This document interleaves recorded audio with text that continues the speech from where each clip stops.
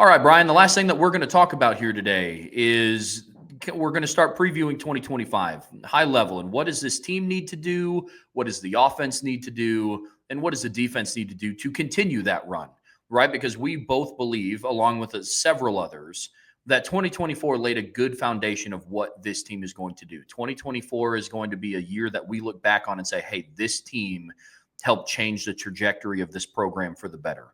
So, what do you do in 2025 to continue that? Right. And we kind of broke everything down. And at first, we're going to start with the team level. As a full football program, what does Notre Dame need to do in order to continue this run and remain in the upper echelon of college football, Bryan? So, where do we start here?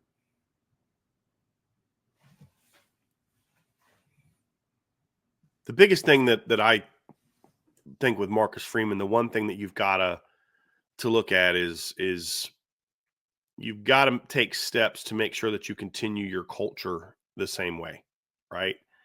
That your program remains hungry, that you look at the loss and say, guys, we did not achieve our goals this season. Was it a great year? Is there a lot to be proud of? Because like that's a bounce you don't want to just be like, hey, we didn't win championships, so F it. It doesn't matter. You accomplished a lot of great things this year, and there's a lot to be proud of, while still saying, but we're hungry because we didn't get where we wanted to get to. We did not achieve the ultimate goal. We got there. We got a taste of it, but we didn't get it done. We didn't do what we needed to do. And this is the first time I believe that Notre Dame has ever had a lead in a playoff, in a championship game. It never had a lead against Bama, in 2012. Since the last time they won, they never had even, you had some in the playoffs this year, but like on the stage where it's like you were playing a team on your level. Never had a lead against Clemson in 2018. Never had a lead against Bama in 2020. You go right down the field and you take an early lead. And you taste that, and then to have it end the way that it ended. So, how do you enhance the culture and stay hungry? That's obviously a big thing. But more practically, what do they need to do, Trevor, is they need to sit down with all the people involved in the development of these student athletes as the bodies of these student athletes. They need to have a long meeting. That includes, obviously, Lauren Lando. That includes Rob Hunt and his training staff. That includes, I don't know the guy's name, but there's the guy that's like for the school, the head of all the strength conditioning type of thing. I forget his name. But he's the guy that Marcus Freeman leaned on for Lauren Lando and him. And then also Brian Radigan and all the medical staff, like the doctors, the surgeons, and people like that.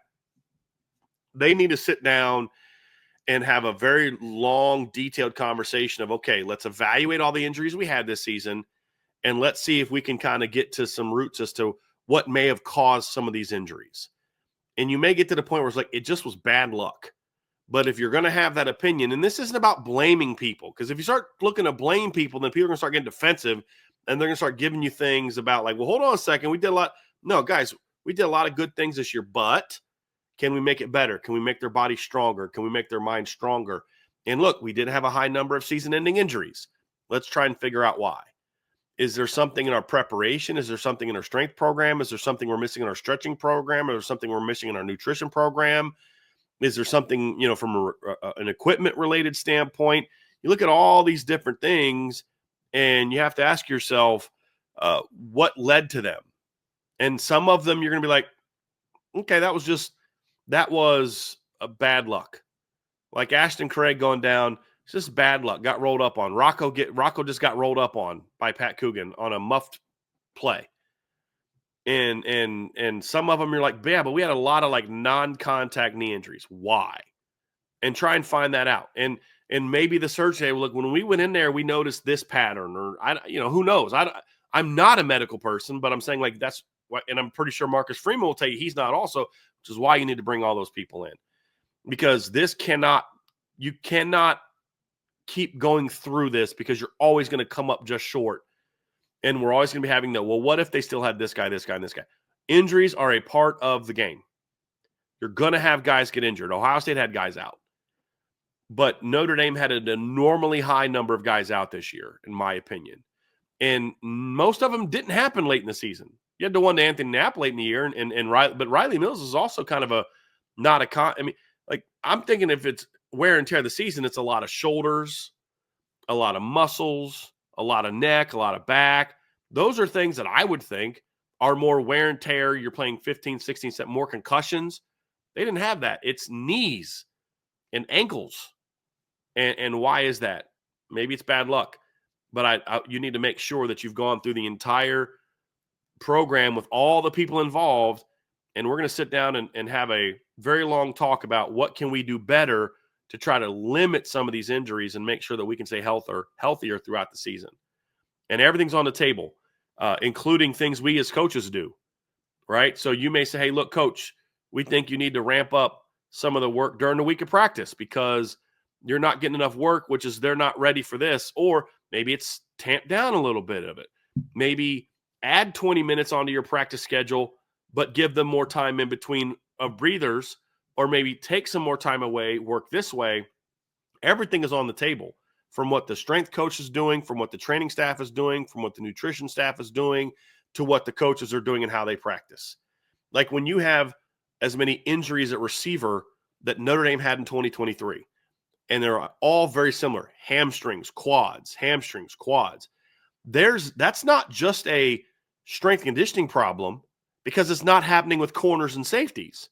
If it was a strength conditioning program, it'd be happening at running back, receiver, corner, and safety. It just happened at receiver. So what's the problem? Well, there's something being done on a day-to-day basis with the receivers coach that's not properly getting his unit warmed up and loose and stretched out, or you're overworking them, or there's all types of things that can happen. You've got to figure out what you're doing at receiver to why that's the case. And so I think that, to me, is a big thing they need to do this offseason, is figure out, why did we have this? What can we do to fix it while not losing our toughness, our endurance, our conditioning, and the things that gave us an edge? That's a big, big team priority, because what we're doing here is we're looking at what are the biggest priorities for 2025 to get to that next level, and making sure that you've properly addressed the injury thing is going to be a big part of it. And you're a coach who says challenge everything. That should include this. But bring in the people if you don't feel you're expert enough, and I wouldn't if I was in Marcus Freeman's shoes. As coaches, we only know so much of this, right? We only know so much of these things. We have to rely on people that are experts in their field to help us guide through that, and you've got to bring them in and make sure that they're part of that in a way that we're saying, hey, guys, we're all working towards the same goal. This isn't blaming anybody. This is about, what are some things we can do? Let's offer suggestions to each other. Let's do the research, do the homework to figure out how we can make this better. And that's a huge priority for me this offseason, and it's got to start now. Yeah, at the end of the day, all cards are on the table, right? Like, it's one of those where no suggestion's a bad suggestion. There's no avenue, there's no stone left unturned. Because for as much as we praise Notre Dame for their resiliency in 2024 about being able to overcome those injuries, you don't want to have to continually put that to the test every single year, right? Because there is still some truth. Bryan, you talked about it. What if Riley Mills is healthy for Ohio State? What if Benjamin Morrison is healthy for Ohio State? What if Boubacar Traore is healthy for Ohio State? Right. You don't want to put yourself in that position. You don't want to put yourself in that position as a program to find out every single year if your team can continuously overcome those. Now, through that, we got to find out that Notre Dame is as deep talent-wise as what we believed it to be. But if I had a personal preference, as I'm sure Marcus Freeman and his staff do, I'm sure that they don't want to continually find that out because their starters keep getting hurt. You know what I mean? And so, yes, there is no stone to be left unturned. There is no avenue that they shouldn't explore in order to continually improve the overall health of this team. Right. And even things like playing surface, like somebody in the chat just said, well, look, they had 3 season-ending knee injuries against Purdue, so it's not the playing surface. Maybe that's true, but you also have to look, okay, but did they practice on grass all week? You know, sometimes it's the wear and tear of playing on turf then could lead, and it was going to happen that week no matter where you played, because I don't know any of that stuff, right? I mean, that's the thing is, but to his point, you know, I know Notre Dame spent a lot of time in fall camp practicing on grass. They have a grass field out there that they practice on because two of their first 3 games were on grass. So, okay, what's the condition of that practice field? What's the condition of this practice field? All of that needs to be explored, because you can't just say, well, it's field turf, because as the person in the chat just pointed out, some of these injuries happened on grass, right? Rocco's injury in the first injury in the playoff happened on field turf, but he got re-injured on grass, right? I mean, Anthony Knapp got injured on a grass field. So you have to have all of it on the table and figure out some answers so that this doesn't happen again. And some of it too. And look, Bryan, I think you said it perfectly about how it's beyond some people's level of expertise. I have the privilege of being married to an occupational therapist, and so I do get to talk to her about some of these things from time to time. And she said that sometimes it's as simple as when the team's going through warmups, what you're doing in preparation within those games. Like, it could be something as simple as, hey, are you doing the proper stretches? Right. Are you doing those stretches to the fullest of what they're supposed to do? Because, like, sometimes and the timing of when they happen, from when you end stretch to when the kickoff happens. Right. What's happening in between? Yes, correct. Right. So she brought that to light about, because there's, Notre Dame in college had a high level of injuries this season, but, we watch football all the time, and there's like NFL teams that are experiencing a stupid amount of injuries. Like the Lions had like 20 starters or 20 players out on like defense alone or something crazy. And we were just talking about it at dinner one night, and I was bringing up a lot of the points that Bryan was, hey, what's the practice schedule looking like? And are they getting too much wear and tear throughout the week? Are they not getting enough? So it's like a culture shock to the body in games. And she's like, could be. It could also just be the mundane stretching that players kind of don't really buy into from time to time before the game, because they're ready, they're amped up, they're getting their videos taken of them, stretching and all this stuff. And she's like, sometimes it could be as simple as that. So again, it just goes to show all possibilities are on the table for improvement for this team in 2025, because what they did this year and what they were able to overcome this year, in my mind, is not sustainable, right? You can't just assume every single year you can lose 2 defensive tackles and 2 Vipers and an All-American corner and your starting center and your starting left tackle, and then the true freshman left tackle in the national championship. And you're just always going to have a Leonard Moore step up, and you're always going to have a Charles Jagasaw come back from a torn pec to step in at left tackle in the national championship, right? Obviously, as a program, you want to continue to recruit at that high level, but you don't always want to bank on it. And so overall improvement of health, definitely top of mind, Bryan. I'm with you there. Another one to me is staff continuity as much as possible. I think you have to balance the notion of, yes, you always want to be helping your staff get opportunities, and sometimes you need to improve. There's areas to improve on your staff. Maybe you can get better somewhere, with also trying to make sure you're not completely overhauling your staff this offseason. And that can be a challenge at times. Now, what's wild is there was not a lot of turnover in college football this year from a coaching standpoint. And part of that is because the last 2 years there was a ton. The other part is because a lot of these schools are gearing up for the fact that they're going to have $20+ million payrolls that they got to meet next year for student athletes. And so the notion of doing a bunch of buyouts for, assistant coaches and coordinators and head coaches and that kind of stuff, I think factored in as well. We've heard from a lot of people that, one of the reasons that Florida didn't move on from Billy Napier, part of it was the job he did, but part of it was they didn't want to have to pay all the money, because he's got his buyout plus all your coordinators. That's going to add another $10 million in buyouts and those type of things. That stuff factored in. So there's not a ton of jobs out there. And because Notre Dame made such a deep run, most schools have kind of already made their hires. I don't know if there's any head coaching jobs that are still open. I think that they've all been filled. Trev, I think all the... That sounds right. Yeah. I'm going to actually type this up. Coaching changes for 2025. But I believe that all the coaching changes have happened. I don't think that there's any open jobs anymore. I'm looking at it. Looks like Washington State, did they hire a new coach? Because this is the only one that looks like that they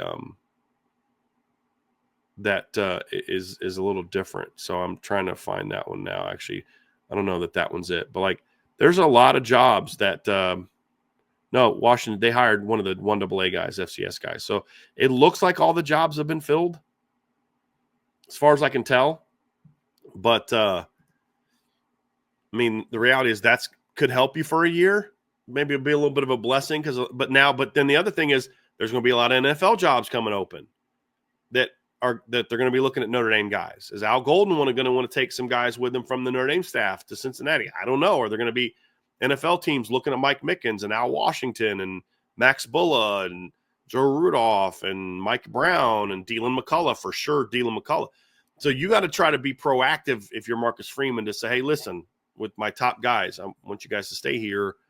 Here's what I'm going to try to do for you, et cetera, et cetera, et cetera. And one of the things that Marcus Freeman did in his negotiation for a new contract was also getting more money for his coach's assistant pool was also something that he pushed for in his as part of his renegotiation was I need a bigger because the way it works is it's not necessarily like, hey, I need $2.5 million for the D coordinator job. It's more of I need X amount of millions for my staff to be able to put my staff. Now there's sometimes where like I've tapped out and somebody's reaching out to one of my coaches and I need an extra $500,000 or $1 million to keep them here. You can have that conversation with your AD, but usually it's like, hey, here's, you've got a $15 million budget for coaching staff, where before it was 11, but part of the negotiation is I want more. Those are things that you'll do as well. Like that's something that there was a report out that Deion Sanders went to Colorado and asked them for more money for NIL and his assistant coach's pool. And there was some pushback from Colorado, according to the report. But those things are all there that I look at, Trev, and say, you'll have to do the best you can to try to keep this staff together because you've got some outstanding coaches. If you're not going to promote Mike Mickens, you better freaking darn sure make sure that you do whatever you need to do to make sure he's happy and you keep him here. Because you can't afford to lose him. You can't afford to lose Dylan McCullough. You can't afford to lose. Now, I don't know that Mike Denbrock's going to go anywhere, but you need to keep him rolling. You've got to do the best you can to keep this staff in place as best you can, while also not being afraid to make changes if there's ways that you can get better. That can be a hard balancing act for head coach. As I want staff continuity, that's important, but we need to get better here. Sometimes that's, well, let's give him some help. Let's go get a GA or an analyst that now that the analyst can be on the job, let me go get an analyst that can help. And I'll just use him as an example. Like, let's just say, you're like, hey, we really feel like we need to get better at something along the defensive line. So I love the job Al Washington's doing if you're Marcus Freeman, but I think we can help him by going out and hiring an analyst that's got some experience that maybe Al can focus more on this position group and that guy can help him here, or you bring in someone who can maybe help with some advanced scouting or what. There's all things you do.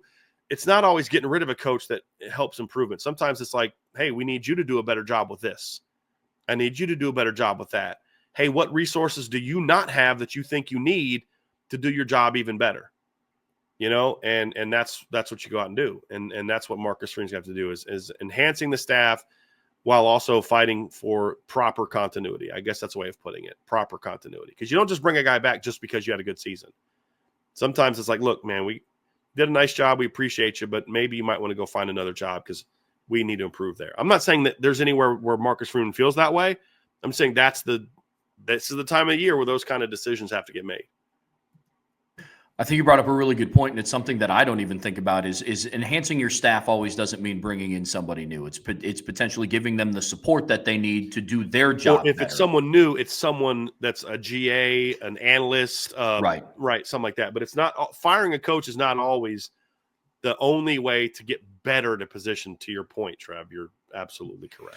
Yeah, no, that's something that I just haven't thought of is giving the other position coaches that you do have there that have, maybe they've done a really good job. You think you could get a little bit more out of them. And so you give them the support that they need. I mean, that's one thing that I just never even thought of. And so that's awesome. So I agree though. They have to find a way to keep as many of the integral pieces of this coaching staff together because they have very good players that are bought into them. They have very good coaches that have done a tremendous job from this past season, overcoming injuries and adjusting to what they need to do.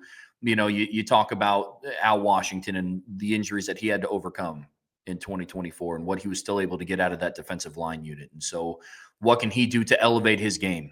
right? As a coach, Marcus Freeman's big with elevating and elevating and elevating. And so that's something that he's going to have to look at as a head coach, and what can he do to continuously help elevate his staff. Obviously, you have to trust the guys that are in their current positions, but what can you do as the head coach to assist with that? Because that is now also your job, especially now in the offseason. Absolutely. So kind of looking at the offense now, we're going to break this down into two different sides of the ball. Oh, yep. Go ahead. Sorry, you got on mute. There's one more thing I wanted to talk about. One thing that I think as a team they need to look at more for next year is Notre Dame, and I don't know if this is just an offensive thing or a defensive thing, but they've got to start better. Like, even defensively, we talk about, like, yeah, they didn't give up a lot of points, but they just give up a lot more yardage maybe. Like, and then offensively, like, they Notre Dame scored a lot on their opening drive, but then they would stall out after that. And kind of looking into saying, hey, what is going on in our preparation that's not allowing us to be a really fast starting team? And that was true last year as well. I mean, even some of the blowout wins, they would really roll teams in the second half. Like, I remember it was the Pitt game, I believe, last year, Trevor, where they won. They won it. It was 58-7 was the final score, but it took Notre Dame a while to get there. You know, it was 17-0 at halftime. You scored 27 points in the third quarter. I mean, you had the interception by Hartman. I mean, there was a lot of times last year, Trev, where it's like, man, like you should be better than you are, you know. And we saw that this year. Obviously, slow start against A&M. Yeah, you scored in your opening drive, but I think you only had 6 points at halftime, right? Northern Illinois, you scored in your first drive, and then you sputtered after that. You were good against Purdue, but you weren't great. They weren't great against Miami Ohio. You had a great start against Louisville. You had one there. Stanford, not a great start. Georgia Tech, not a great start. Navy, really, really good start. Florida State's another one that's a lot like last year, Trev, where it was a blowout win, but you didn't actually set the world on fire early. You only scored 7 points in the first quarter. You're up 21-3 at halftime, but that's because you scored with 17 seconds left. You went from the 14:35 mark to the 17-second mark of the second quarter without getting points. And, so that's something else that I would like to have Notre Dame look at this season and say, okay, how can we get better? Because when you look at a lot of the blowouts the last couple of years, there were some that started off like you were blowing them out early. You know, obviously USC, they jumped all over USC, right? I mean, there's been other games, but like the NC State game was another one where Notre Dame really kind of ended up blowing them out, but it sputtered out of the gate. It was 24-17 going in the fourth quarter, and then they kind of put them away. Central Michigan last year, they blew out 41-17. It was only 21-14 at halftime, you know, and same thing with Wake Forest. You only scored 7 points in the first quarter. You were up 17-7 at halftime. You buried them in the second half. Stanford was that way. Remember, Trev, they were losing 16-14 past the midway mark of the second quarter of that game. And Stanford was up 13-7 at the end of the first quarter. They were trailing in that game. So we've seen a lot of that the last 2 years where Notre Dame doesn't start super great. And take a lesson from what you saw from Ohio State this year. One of the things that benefited them in the playoffs, they just jumped all over people. You know, that's a big thing. Big thing. Yeah, and it's weird for a program that preaches consistency. You know what I'm saying? Like, it's the offense is able to start out well on the opening possession, but it's what happens after the next 2 or 3 drives after that. For me, when I look at it, and this is on both sides of the ball, really this is more specific to the offense. Starting fast better, absolutely, but it's just you have to eliminate the droughts. It can't be one or the other. You know what I mean? Mm-hmm. And I think that's what was frustrating to watch this offense on, really over the last couple of years. You know, you think about Duke. They drove right down the field and scored on their first possession against Duke. Then they didn't score again until the fourth quarter. You know, you look at all the things that happened this year with Notre Dame's offense. They come out, they drive right down the field, and it's like, they might 50 ball this team. Right. And then they end up scoring 35 points because it's just from what happens from midway through the first quarter to midway through the third quarters, it's just not. execution's bad. There's procedural penalties. Right. It's, Because and you look at how Notre Dame dominated the middle eight, right? Well, when that doesn't happen, you struggle. That didn't happen against Ohio State. And, you struggled because that was the one game where they won that battle. right. And so you can't always rely on that one little stretch of games. It's important to dominate that area, but you've got to start better to me. And they're not far off. They're not bad at it. It's just there's better. There's just better. Yeah, absolutely. Absolutely. Definitely needs to be more consistent. The fast starts need to be more consistent.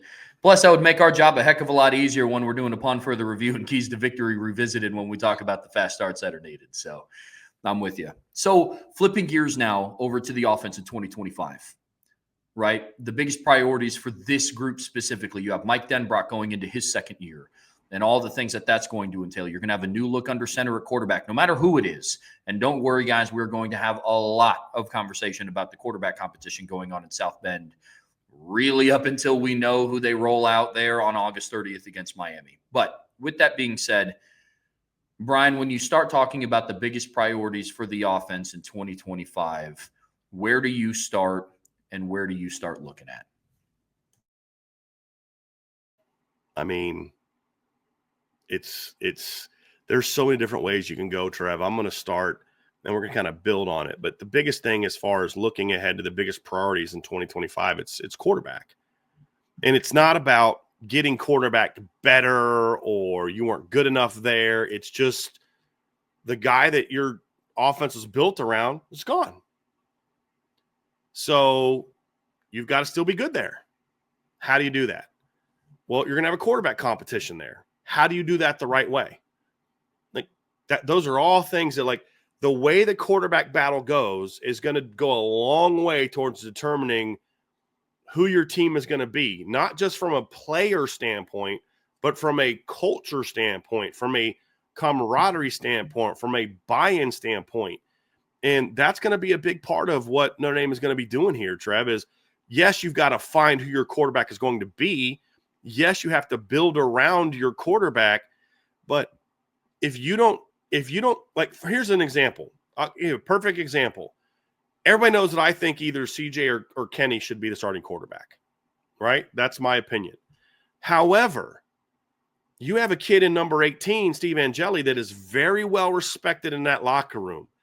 If the process goes through and let's say Steve is out playing Kenny and CJ every day, he's out playing them every day, but you've determined that our future is brighter with Kenny or CJ, you run the risk of potentially alienating your locker room if you never give Steve a real opportunity to win the job. So you've got to make sure that you understand things like that's an example of what we're talking about, right? Is yes, you have to have the best guy win, but if you don't do it the right way, you can create locker room issues. That's my point. Now, if Steve goes out there and is given a legitimate opportunity and he gets beat out by Kenny or CJ, the locker room will feel bad for Steve, but they'll respect the decision. Sure. And we talked about this when Sam Hartman came in, why you needed to let there be a real battle, because we all know who the starting quarterback is going to be. But if there's a perception of there not being a real battle, then there may not be the same level of buy-in with that. And so you just have to be very careful with how you go about it. At the same time, if you just put the veteran in the lineup, even one that's respected, but everybody knows that the guy that's the better player, the guy that outplayed him, let's say the flip side of the example I use with Steve, let's say you just put Steve in there because he's the veteran and he's played more, but the players are like, yeah, but that's the guy right there. Like, 8's the guy or 12's the guy. You're starting a guy that's not as good. You're hurting us. You also run the risk of having issues in the locker room.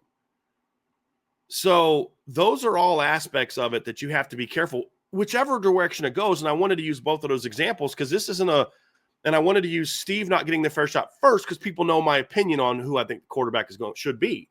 But if you don't handle it the right way, then you're going to run the risk of alienating your locker room.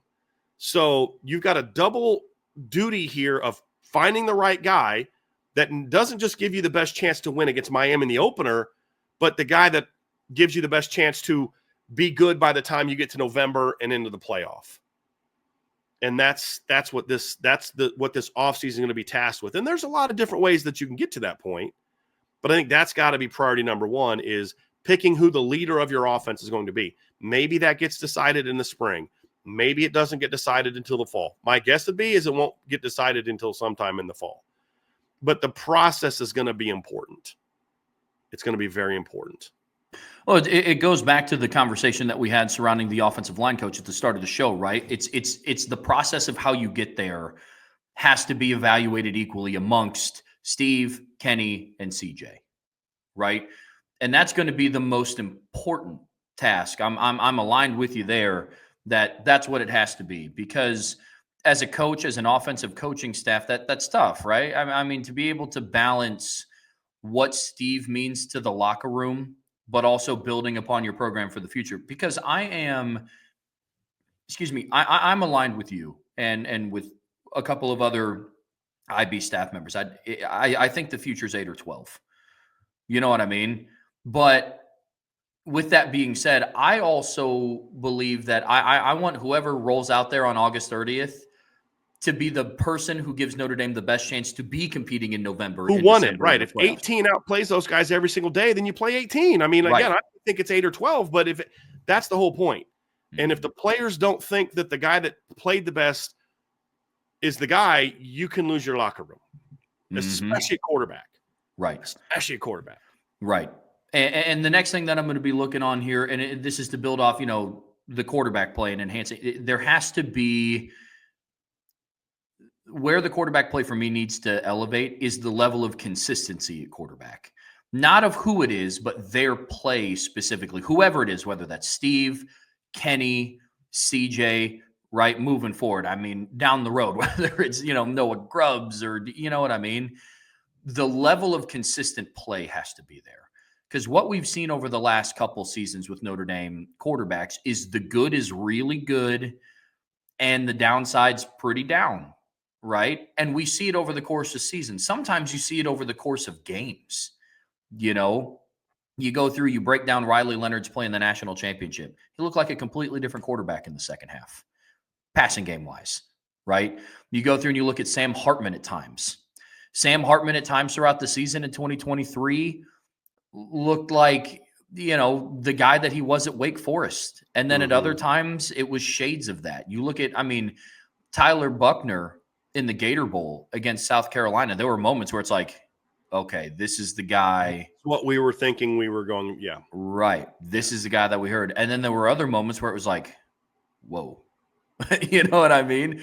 And so for me, the elevation of quarterback play is, yes, more of a downfield passing game, more willingness to take the shots downfield, but it's also you need to be able to have a level of consistency. For that being one of the pinnacles of what your culture and what your identity is and the gold standard and all this other stuff, there are things where consistency needs addressed. Going back to the team thing, if you're going to start fast as an offense, you have to then be consistent and remain fast. It can't be, hey, we scored on the first possession, check back in with us at the 7:30 mark of the third quarter. Yeah. We're going to start rolling points on the board. At quarterback, it can't be, hey, third and fourth quarter, Leonard was lights out. First half, You know what I mean? And so that's, to me, it's stepping up the level of consistency at quarterback play falls in line with the elevation of the play of the position. Well, it goes back to one of the team things too, Trev, is you look at a lot of those games where they didn't start well. A lot of it came down to the quarterback didn't play well and the offensive line didn't play well. Those are tone-setting positions. And when your tone-setting positions aren't playing well early, that's going to be a problem. And it was true each of the last 2 years. So something you're going to have to address. And then the next thing is obviously, and this is kind of the quarterback's going to be part of it, but it's much beyond that, is you've got to enhance the pass game. And this involves a lot of different things. It doesn't mean, okay, you've got to go out and find 87,000, new pass schemes and wrinkles to do. It's just about improving your overall operation. It's getting the right players in place. It's tailoring what you're going to do to fit this specific group of players. Stuff that maybe you liked this year, you may not do as much next year because you have different receivers. You're going to have a different quarterback. You're going to have a different line. You're going to be structured differently. There also are some things that you need to do better now in year 2 of the Mike Denbrock era. I mean, if you look at the jump Jaden Daniels made in year 1 under Mike Denbrock to year 2 under Mike Denbrock, if you look at the jump that the receivers made in year 1 of Mike Denbrock to year 2 of Mike Denbrock, big part of that is this guys just had a much greater understanding of kind of what they were doing. I mean, Jaden Daniels in his first year under Mike Denbrock, 68% completion percentage, 2,900 passing yards. As a team, they passed for 3,700 because Jaden got banged up a couple times, and then of course Garrett Nussmeier came in at other times. But as a team, they averaged 7.9 yards per attempt, 23 touchdowns and 7 picks. And the next year with and their leading receivers were, you had Malik Neighbors, you had Keyshawn Boutte, Mason Taylor, Jere Jenkins, Brian Thomas, Kyron Lacey. Go out the next year, your leading receivers are Malik Neighbors, Brian Thomas, Kyron Lacey, Mason Taylor, Chris Hill, right? A lot of same names. You go out the next year and you pass for over 4,400 yards, 69.6% completion rate. Jaden Daniels jumps up to 72, 44 touchdown passes compared to 5 the year before. You went from a 145.94 quarterback rating in year 1 under Mike Denbrock to your next year, you're up in the 190s, right? Well, big Jaden Daniels didn't all of a sudden become a way more talented guy. There was a much better understanding of the system. And then Mike Denbrock had a better understanding of who he had in his players, and then he could further enhance what he was doing. And so those are all things that are going to be in part about do more stuff, right? That works for what you do. Find some wrinkles that maybe you didn't have this year, enhance your overall operation. And then the final thing is, for the love of all things holy, figure out what's going on with your pass pro. Because we talk about how bad pass pro was at times this year, Trev, and you could point some of that to being issues with injuries, and that's true. But let's not act like this also wasn't an issue last year. Like, do we need to go back and watch the first half of the NC State game? Do we need to go back and watch the Duke game again and the Louisville game again? There were the Clemson game again. There were plenty of times last year when protecting the quarterback was a problem with Joe Alt and Blake Fisher on your team, right? There's a disconnect here that's preventing your quarterbacks from having the time to throw that you should be having when you consider the talent that they have. Maybe it's a scheme issue. Maybe it's a teaching issue. I don't know what the answer is, but pass pro has got to get a lot better. That's a big part of enhancing the pass game as well, because you're not going to have Riley Leonard to bail you out. Perfect example is the second drive of the game where against Ohio State, Notre Dame's running a 5-man protection against a 4-man pressure. All Ohio State did, all they did was slant their 3 technique outside, drop their end, slant their 3 technique in their other end outside, and they blitzed a linebacker A-gap weak. Literally no one attacked the other A-gap. There's one A-gap guy, and he didn't even get touched. There was clearly some sort of miscommunication there, and Riley Leonard makes a really good all Big Ten linebacker, Cody Simon, with. I love C.J. Carr. Love Kenny Minchie.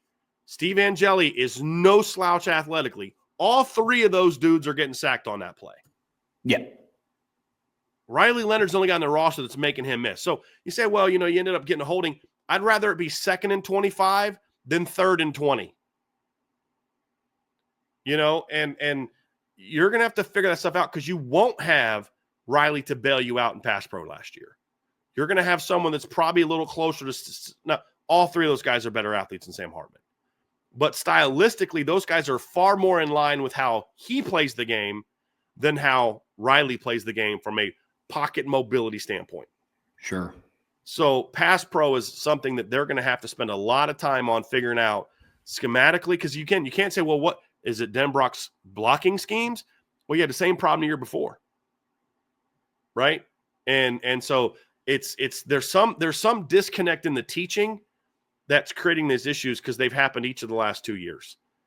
And sometimes it can be maybe they know that you don't have hot routes built in, so they have certain things they can do where in certain situations they know you don't have a catch and throw option there, so they can bring as much as they want because you're just going to have to take the sack. There's some of that to it, but a lot of it is there's something that needs to be done in regard to how pass protection is being taught both schematically and technically, that's got to be improved. And the checks have got to get better and all those things, because you've now had 2 veteran quarterbacks in a row that have had to deal with that, in Sam Hartman and Riley Leonard, and different alignments and different offenses. You can't blame it on just the scheme. It's part of it is there's something in the teaching that's going on that's creating this issue, and they're going to have to fix that. I think that's been the frustrating thing, is because when you look at the woes in pass protection, it hasn't been due to skill. You know what I mean? Some of them are just blatant misses on very basic stunts, right? Like the ability to pick up twists and stunts, the inability, I should say, to pick those up have been shocking. You know what I mean? Like it's one thing. We had this conversation about Pat Coogan when he was going up against Nazir Stackhouse. Pat Coogan gave maximum effort. He just faced a guy that was better than him. Like, and that's fine. I'm comfortable saying that because Nazir Stackhouse is going to be playing on Sundays, right? But you go through and you look at this team, and as a group, there's not a lot of defensive line units that walk in a game against Notre Dame's offensive line and they can say across the board, hey, like, we are just straight up better than what you guys are. But pass protection from, to your point, Bryan, a teaching standpoint needs to get figured out. If you go into year 3 of the Joe Rudolph tenure, or year 2, year 3, 2025 will be year 3. Okay, thank you. If you go into year 3 of the Joe Rudolph tenure and you're still not able to pick up twists, something is wrong. Right? Like, and this 2 years in a row, this has been a problem, Trevor, to your point. It didn't start this year because of all the injuries. This was a problem last year as well. Mm-hmm. So that has to get figured out, no matter what.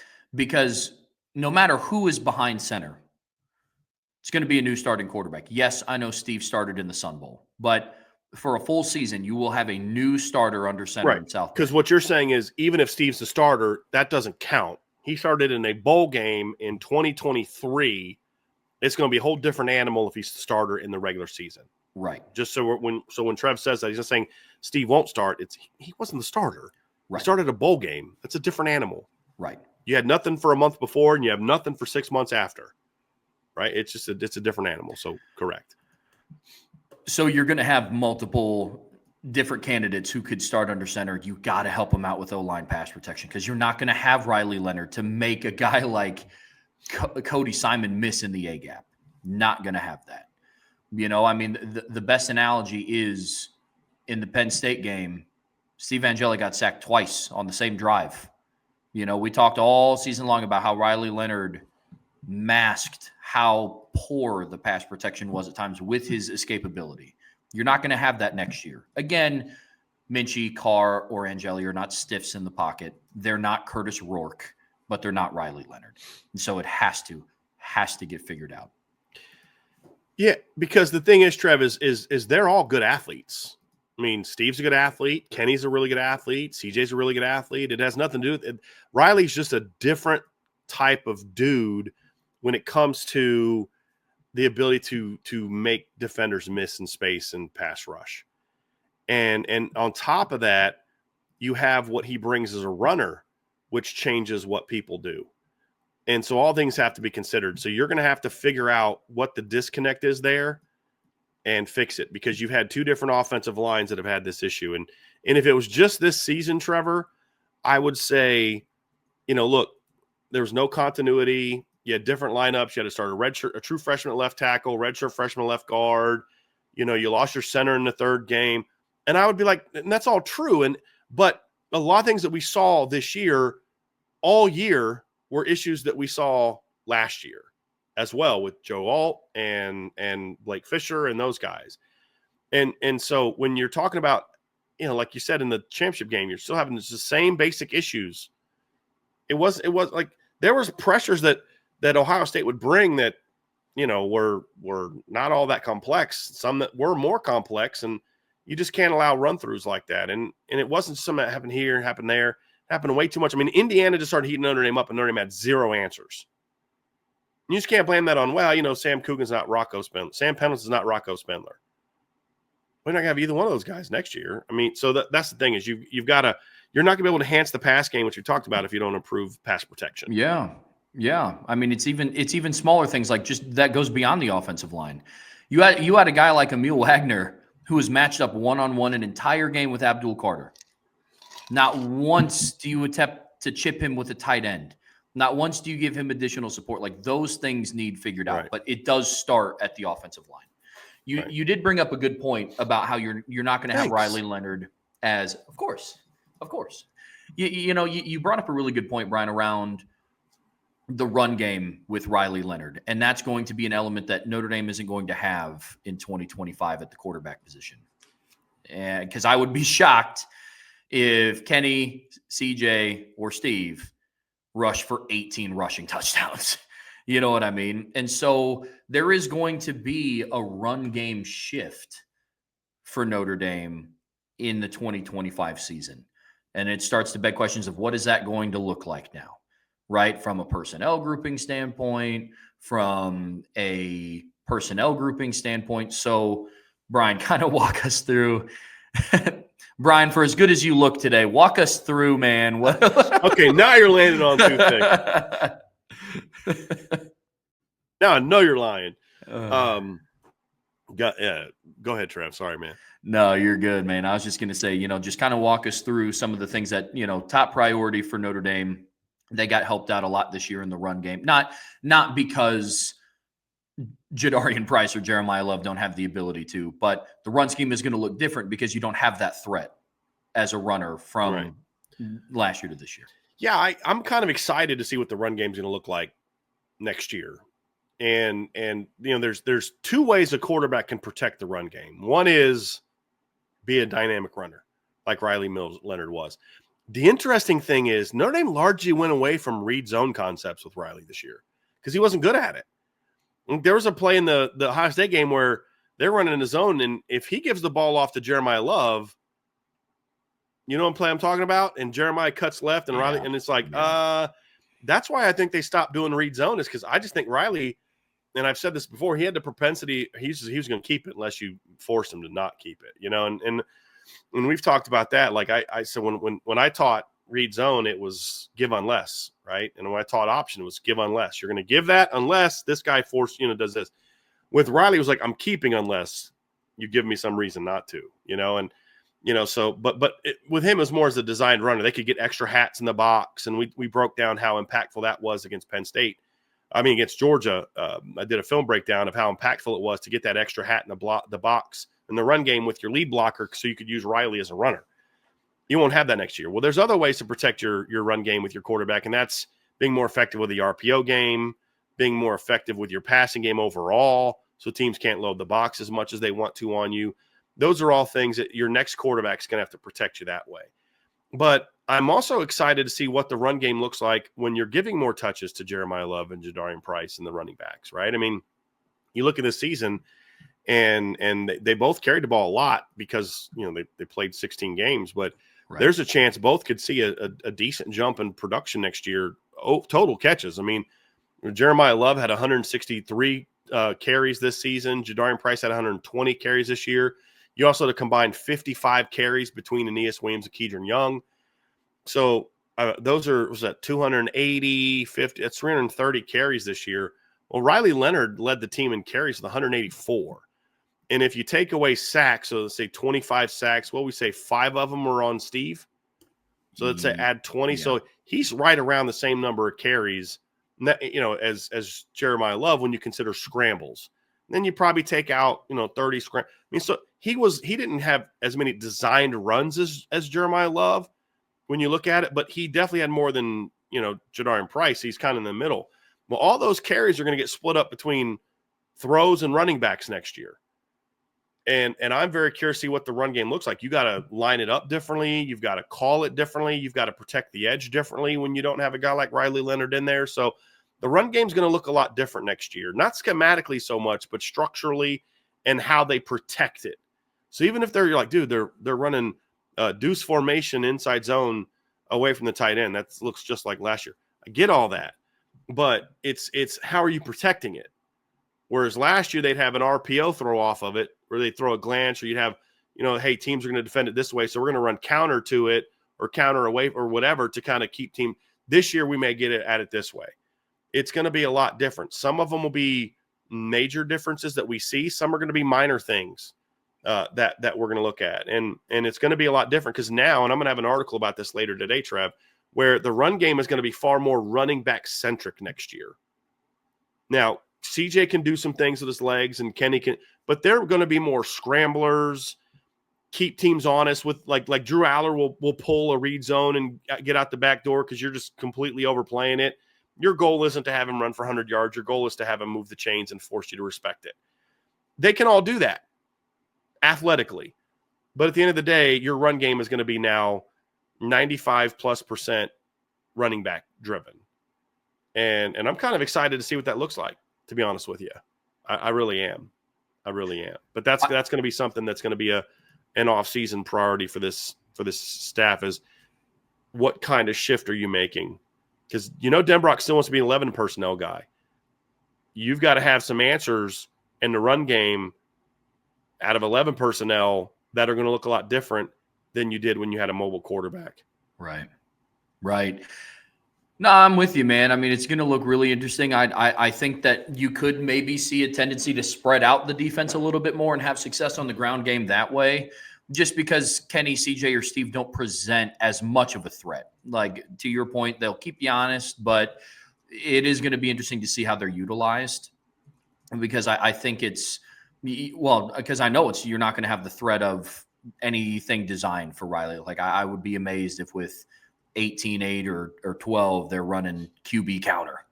Like that would be something that I don't think would be in their repertoire in the offensive playbook. Maybe it would be, who knows, but their usage is going to be interesting. I'm going to be interested to see how much they go to 21 personnel potentially next year to add multiple threats onto the field at once. That was something that they didn't really go to this year. Maybe it's because they had already multiple rushing threats on the field at once with Riley at quarterback and whoever in at running back. And so I think all of those wrinkles could be something that would be really, really interesting for what the 2025 rush offense. And again, I do think it goes back to what we talked about with the pass game. I think a lot of it is going to be not based around, because Marcus Freeman is still identity-wise, he's somebody that wants to be able to run the football and stop the run. But I think next year, the success in the passing game is going to be even more monumental to Notre Dame's run game because they don't have the Riley Leonard at quarterback. Mm-hmm.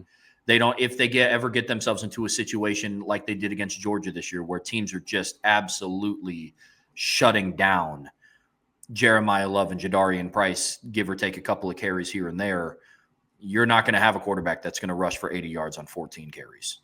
They're not going to. So that's going to be that's going to be something that'll be interesting. The success of the pass game, I think, will very much tie into what the success Notre Dame running backs will have in big games. So that's going to be interesting to track. Yeah, absolutely. So, all right, Brian, that's going to – I think one thing, too, is I'm very curious to see what this staff does to try to force the issue with some of these specific weapons in the pass game stepping up. And how do they get more consistent pass game production from a playmaking standpoint? Yeah. Where everything doesn't have to be scheme driven. What was so great about the last two games, especially the Ohio State game, was the schemes that Mike Denbrock did were good, that they were able to get but it also took dudes making plays. Like, I'm actually going to have a breakdown on the board today or tomorrow. I'm not sure which one it's going to be, but they ran something we hadn't seen a whole lot of on the first touchdown. They would kind of bunch up a little bit, and Jane Greathouse would work out and then come back in. It looks like a slant, but it's more of like a reverse pivot, right? I mean, to a degree. It was more like a wide slant, but as far as the way that it attacked the defense, it was almost like a reverse pivot where you're selling here and then boom, you come back inside. And it got him to get separation and get that catch. But if it's not for him being dynamic with the ball, it's a 7-8 yard gain.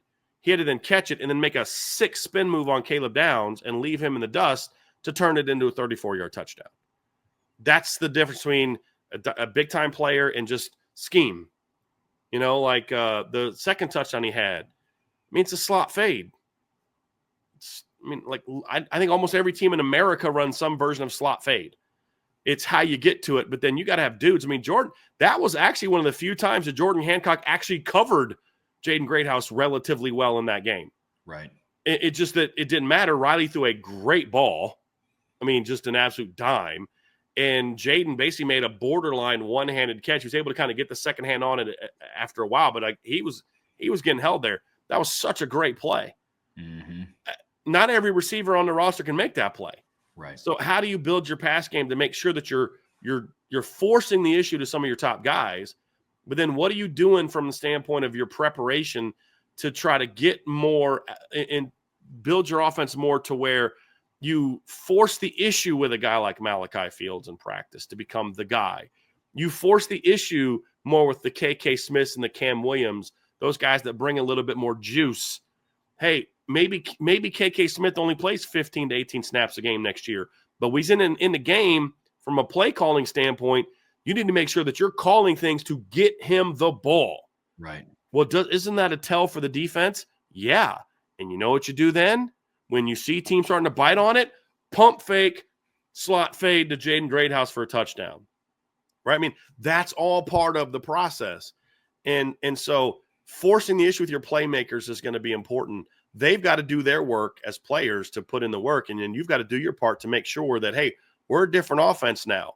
We can't just rely on Riley to, we're going to need the receiver step up and play more. And I would love to see now in year 2 them find more ways to get Jeremiah Love the ball in space.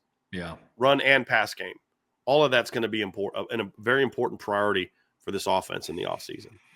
I think another one as well is going to be stepped up play from the tight end room as well, because that has been one. Yes, Mitchell Evans had his moments in 2023, but let's call a spade here. He had like 4 really good games over the course of 13. Now, he got injured towards the tail end of the season, so who knows if he stays healthy. Maybe he puts together a fantastic 7-8 game stretch, right? But if you look at it realistically, this year the tight ends were not as big of a factor in the pass game. Injuries kind of held them out a little bit. Cooper Flanagan was hurt on and off the season. Eli Raridan had his injuries. Then Mitchell Evans was kind of working back from his torn ACL last year. But I think, especially with a new quarterback under center, a tight end and can be a quarterback's best friend. You do that, and you compound that with getting the ball into Jeremiah Love more in space. Aeneas Williams proved his worth in the passing game against Penn State. 5 receptions on 5 targets. All of those things. What Notre Dame has lacked in their passing game has been like a dynamic 1-2 punch with more compliments. It's been like they have like a guy kind of, and then it's just been a receiver here will have a random big game, and then a different receiver here will have a random big game. But a true dynamic 1-2 punch at receiver is going to be huge for Notre Dame, and they could have that next year with Malachi Fields and Jaden Greathouse. And then you have to factor in the other guys like, doesn't Eli Raridan take a step? Does Cooper Flanagan take a step? We started to see a little bit of that from Eli in the postseason, too. He started to show a little bit more flash. Mm-hmm. If Riley Leonard would have found him on that one play where he broke back, I mean, right. Right. Yeah. Can Jordan Faison stay healthy and continuously work in the lineup? Can, what impact will Will Pauling have? Can the young guys, Micah Gilbert and Cam Williams and Logan Saldate and KK Smith, can they all start to become contributing factors? So for all those reasons, dynamic playmakers in the wide receiving room and just in as pass catchers in general, all the potential's there. Now can you force the issue and start putting it all together? Absolutely. All right, Brian. I would say this because there's a conversation going on in the chat that talks about how you look at a lot of the recent champions, Michigan's the outlier in that they didn't have great receivers. And he pointed to, obviously, Ohio State had great receivers and LSU had great receivers and Georgia had great receivers. And I'm like, well, I mean, Georgia had a great tight end. I don't know that I would say that necessarily they had great receivers in the 2 years that they won the championship. I mean, their top receiver in 2021 after Brock Bowers was Jermaine Burton. And you can't just throw in Ladd McConkey and act like we're getting the current San Diego or was it Los Angeles Chargers version of Ladd McConkey. Ladd was a redshirt freshman on that team who caught, 31 passes for 447 yards in 15 games. Right? Like you had one receiver in 15 game season. They had one receiver with more than 500 yards receiving. The next year you could argue maybe so.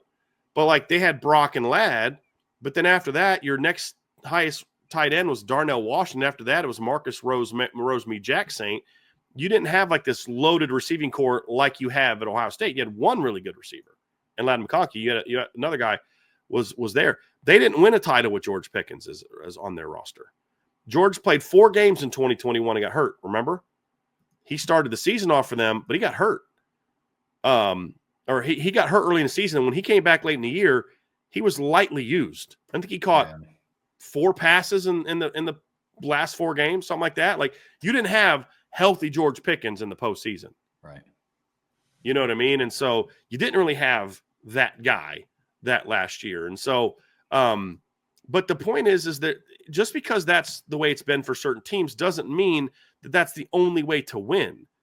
Alabama in 2020 had 1 elite receiver. The rest were all complementary weapons. I believe that you can win that way, but I also believe that you can win if you have a lot of really good guys and you're a dynamic running team. Yeah. So if you have 4 or 5 guys that can really hurt you, but none of them are Jeremiah Smith, I still think you can be really good, especially if you can run the football and you got a quarterback that knows how to get the football. Now, you don't need, like in Michigan is an outlier. You can't build the same way Michigan does, but I also don't think you need to have, Clemson's 2018 roster either. I think there's an in-between if you're able to make up for it in other areas. So I understand the trends, and I don't disagree with a lot of that. I think sometimes we look for certain things and we forget sort of the impact. Like somebody just said, all the recent title teams have won with dynamic quarterbacks. Well, I don't count Stetson Bennett as a dynamic quarterback. I don't count Will Howard as a dynamic quarterback. Will Howard did in the game against Ohio State what I think C.J. Carr, Steve Angeli, and Kenny Minchey can all do. Scramble when there's open lanes, carry the ball and move the chains on 3rd down. My whole point is there's a lot of different ways to win. What you have, but for a program like Notre Dame, you need, with where they are now, sure, shoot to get a Jeremiah Smith someday. But you can also be really good, as the game against Ohio State showed, if you have a multitude of weapons that can hurt you. Because Ohio State spent a lot of time trying to make sure Jeremiah Love, Jadarian Price, and Riley Leonard didn't beat them. And then all of a sudden, Jaden Greathouse goes off. And then all of a sudden, Mitchell Evans makes some plays. And then, and then in other games, it's Jordan Faison going off. And that's my thing is that there's other ways to do it. It's not just the one way. You have to be dynamic offensively. I just think there's different ways to get there. And that's what I would say is, and not say, well, this is how it's been done in the last couple of years, so that's how you have to do it. I just don't think that's necessarily the case. Ohio State won a title in a very different way than Michigan won it, who won it in a very different way to the way that Georgia won it. And I think that you can win in different ways. Yeah. Now, does that mean don't try to get elite receivers? Right. I'm not saying that. Right. That makes it even easier. I do think that there are, kind of building off of this conversation, Brian, I do think that there are some commonalities between all of the championship teams, but I don't think that elite quarterback play and a dynamic receiving core is one of them. I think a good defense and the ability to run the ball is. Those are some things that all those teams had in common. And when you talk about like elite defenses, the anomaly is 2019 LSU. That was not an elite defense. They had some big name guys. They had Caleb Von Chason and Derek Stingley, and I think they had Patrick Queen on that defense. But that wasn't Notre Dame's defense this year was better than what LSU's 2019 defense was. But obviously that's the one outlier where they did have the elite quarterback and the crazy receiving core. But in years back, even look at Ohio State this year. Yes, Jeremiah Smith caught a touchdown, and they had Carnell Tate and Emeka Egbuka. They rushed for 200 yards. They had a really good defense. J.J. McCarthy is not an elite quarterback. What'd they have? A really good run game and a really good defense. And he could make plays with his legs. Right. But how he went about it was a whole lot different than how the quarterbacks before and after him went about it. And, you brought it up already with those Georgia teams. But one thing that they were able to do is they were able to run the football, and they had a really good defense. And so, those are traits that I believe that are transferable, which that's why we believe that Notre Dame is, coming really close to closing the gap, because they do have a really good defense and they do have a really good running game. But, yes, the addition of playmakers down the field and making plays in those key moments will absolutely help the cause. Yes, because if you can get CJ Carr, a Jeremiah Smith type player, of course. But here's the deal. You know who else doesn't have a Jeremiah Smith this season? Everyone not named Alabama and Ryan Williams. I mean, those guys are rare. It'd be nice to have a Jamar Chase, but I think like here's the thing. That LSU offense was insane with Justin Jefferson. But if you took Jamar Chase and Justin Jefferson off that lineup and put in a couple second and third round picks at receiver, guess what? That offense was still going to be really freaking good. Oh, you yeah. know? Oh, yeah. Yeah. And that's kind of my thing is there's just different ways to do it. And it's easier that way. But if you give me a bunch of Jaden Greathouses and Notre Dame is still O-line U and tight end U and Dean McCullough still doing this running back thing with the CJ Carr or Kenny Minchie at quarterback, that's going to score a lot of freaking points. And again, I point to the Ohio State game. Guys, I wish, what we should do one of these days is we should do some sort of like get together where we have a screen up and I can go through the all 22 film with people that want to watch it. Because if you guys could watch what Trevor and I watched in the all 22, you'd realize like, holy crap, the Notre Dame receivers were getting open like all game long against Ohio State, who had the number one pass defense in college football right ahead of Notre Dame. Like all game long. There were opportunities there all game long. I mean, Jaden Greathouse could have had 200 yards receiving this game if Riley Leonard would have played in the first half like he did in the second half. And that worked for him. And I put some of those plays in on the film breakdown on irishbreakdown.com. So it's not like just take my word for it. I'm showing you some of that stuff. But it wasn't, and those weren't the only plays. I just couldn't do every single play. And that's the thing is there's different ways to do it, but you have to be a top-notch operation. You have to be great on both sides of the ball at Notre Dame. Notre Dame is not going to be able to win a title the way that LSU did in 2019. To your point, they didn't need an elite defense that year. Michigan did, right? If you give Michigan last year the 2019 LSU defense, they're still a really good football team, but they're not a playoff team. They might be playing in the Rose Bowl while Ohio State's playing in the national championship. Sure. But they're not winning national championship. But 2019 LSU could do that with that defense. Now, if you give last year's Michigan's defense 2019 LSU offense, it might be one of the greatest teams ever put together. You know what I mean? But like that's the thing is there's different ways to do it. Heck, even Georgia looked a whole lot different in 2022 than they looked in 2021. Sure did. They won back-to-back titles and looked a lot different on offense. As I pointed out, the first title team, they didn't throw the ball a ton. They were a team that played elite defense and ran the football pretty effectively. They averaged 251 passing yards a game in 2021 on their way to the title. And you look at the next year, Trev, they had 407 pass attempts in 15 games. The next year, they passed it 492 times, passed for 437 yards the next year, and looked a lot different in how they went about beating people. And that, I think that made for a more dynamic run game. But there was a different emphasis heck, Stetson Bennett wasn't even the starter at the beginning of 2021. JT Daniels was. I forgot about that. The first game they won that year, they won without scoring a single offensive touchdown against Clemson. So you can win different ways. You just have to be outstanding at what you do. And you have to have talent. And that's the thing is like Notre Dame's not going out there with a bunch of kind of converted walk-ons. I kind of joked that Jordan Faison is, but like Jordan Faison's an elite athlete. He just was more of a focused on lacrosse, and he was a great find. But Jaden Greathouse is a top 100 player who was one of the most prolific high school receivers ever in the state of Texas. Malachi Fields is a dude next year. KK Smith's a burner. Cam Williams is a big-time talent. Micah Gilbert's a big-time talent. They're not going to be lacking for talent. They may not have a Jeremiah Smith and a Ryan Williams, but a lot of teams don't have that. They're going to have a lot of dudes, though. There's no question about it. It's just, can you get them to play that way consistently? That's going to be the question mark that we're going to have. Now I'm done talking offense, Trevor. No worries. So moving over to the defensive side of the ball here, guys. Again, there's a list of priorities, biggest priorities for Notre Dame's 2025 defense. And the first one, we kind of already covered a little bit in the first part of the show, but continuing that conversation, Bryan, First thing that they got to do, strong defensive coordinator hire. Strong defensive coordinator hire. This is the key, right? You've got to hit a home run here. I have my opinion on what Marcus Freeman should do, and I voiced that opinion. If he decides not to go that route, I'm going to sit back and see what he does and evaluate it. Because it's not like if you don't go with what I want to do, you're an idiot and you're a bad coach. Right. It's, I think you should do this. If you choose not to do that, you better make sure you get it right. And we'll see what he does. And then we'll evaluate it. But whichever way you go, you've got to hit a home run here. Got to hit a home run here. And you've got to get a guy that can teach, and a guy that can motivate, and a guy that can scheme, and all those type of things. The thing you feel good about is that, this is what Marcus Freeman knows. This is his side of the ball. You give him some of the benefit of the doubt.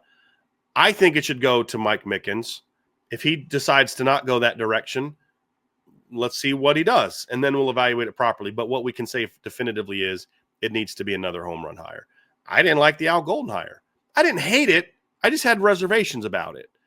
And knew he was a smart coach, but is college his thing anymore? And Al Golden proved to be a home run hire. No question.